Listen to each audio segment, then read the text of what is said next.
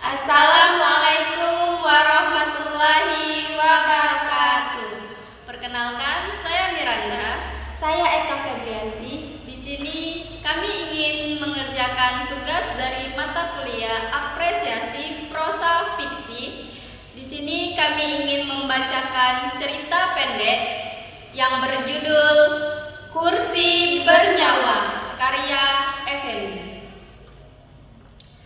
Ada sebuah sofa besar di rumah kakekku yang begitu tua dan antik hingga dapat disebut keramat. Kursi itu terletak di ruang tamu sehingga siapapun yang berkunjung ke rumah kakek otomatis akan melirik kursi itu terlebih dahulu. Lucunya, meskipun tidak ada yang melarang siapapun untuk duduk di kursi itu, para tamu yang datang enggan menenggelamkan diri ke dalamnya. Mungkin mereka menyadari kehadiran arwah-arwah yang bersemayam di kursi itu, atau mungkin mereka takut untuk ganti rugi jika kursi itu tiba-tiba rusak. Nenek amat sayang pada kursi itu. Sewaktu aku kecil, ia sering menceritakan kalau ibunya sering bacakan dongeng di kursi itu sambil memangku dirinya. Konon, aku juga pernah mendengar desas-desus bahwa nenek hampir batal menikah dengan kakek karena hatinya tidak rela meninggalkan kursi kesayangannya.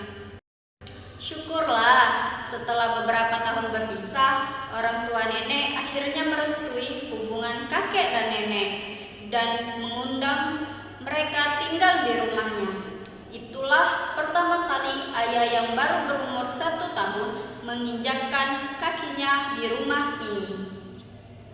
Ayahmu dulu itu bandel sekali, tapi ia selalu menjadi tenang jika duduk di kursi itu bersama dengan mainannya, kata nenek entah untuk berapa kali ribut. Kemudian ia pun membakar dupa dan menyemayangi almarhum orang tuanya dan juga almarhum ayah dan ibuku. Setelah selesai, ia menyerahkan 3 batang dupa padaku. Hatiku terusik perasaan bersalah. Setelah 3 tahun, barulah Imlek aku tidak menginjakan kaki di rumah itu. Alasan ekonomi dan kesibukan bekerja membuatku malas pulang ke Indonesia. Aku juga tak pulang pada saat ayah meninggal atau pada saat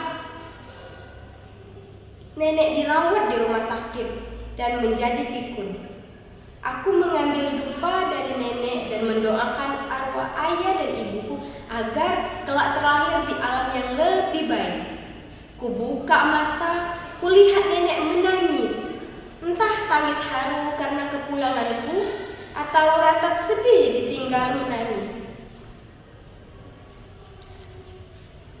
Aku memeluk nenek dengan menghapus air matanya. Tidak apa-apa, cepat sana temui kakekmu, katanya menyuruhku.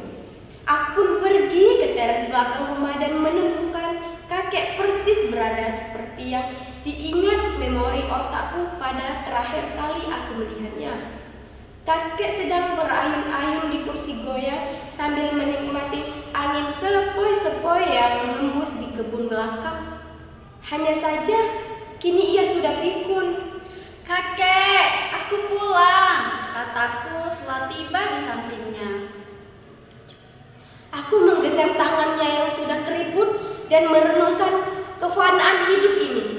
Kakek menengok sejenak, tapi ia tampak tidak mengenaliku dan kembali menyendiri dalam kesepian. Aku sedih memikirkan betapa terasanya kakek di dunia ini.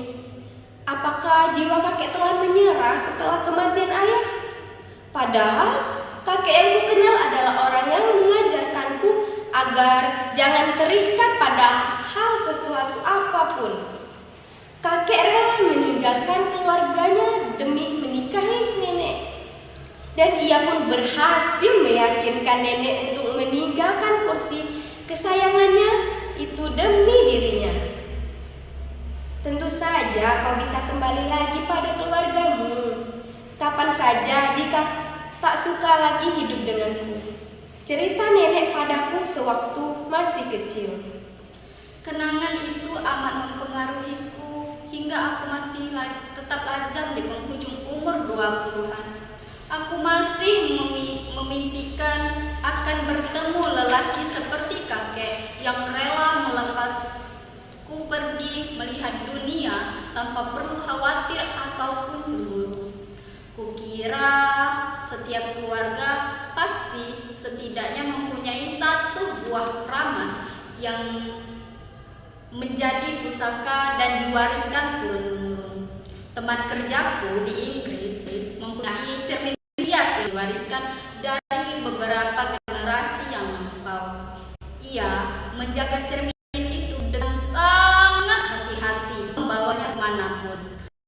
Pada saat kehilangan tasnya pun, hal pertama yang ia cari setelah tasnya kembali adalah cermin pusakanya itu.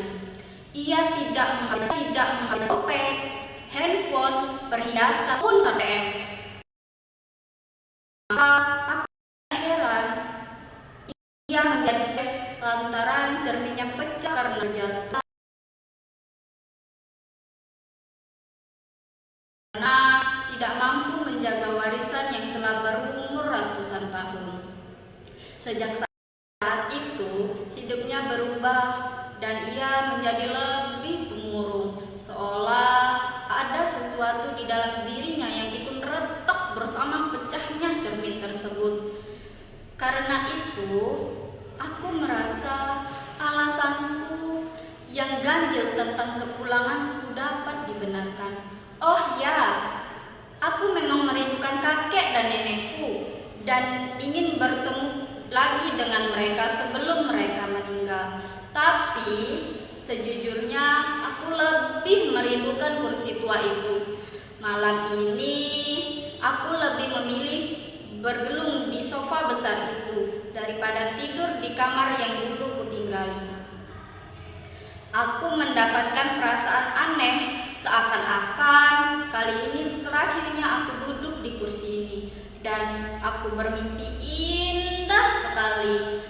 Aku dapat melihat nenek sewaktu masih kecil duduk di kursi itu sambil berusaha mengeja kata-kata yang terdapat di dalam buku dongeng kesukaannya. Aku juga melihat ayah bersama mainan mobil-mobilan dan robotannya sedang menghayalkan perang galaksi yang sedang terjadi. Dan aku juga memimpikan ibuku, ibu yang tidak pernah kukenal karena beliau meninggal pada saat aku lahir. Ia sedang duduk di kursi ini, menyusuiku dan bertanya-tanya seperti apa masa depanku kelak. Sekian, terima kasih. Wassalam.